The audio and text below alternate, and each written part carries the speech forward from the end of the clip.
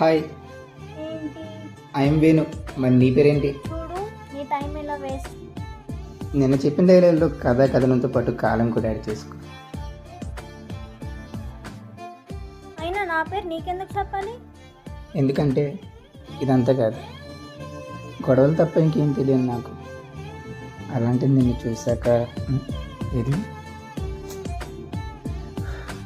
ఓయ్ సరే, రేపు రెడీగా ఉండు, టెంపుల్కి వెళ్దాం. ఏంటి, ఏదో నీ లవర్ని పిలిచినట్టు పిలుస్తున్నావు? సరే మేడం, మీరు ఫ్రెండ్గానే రండి.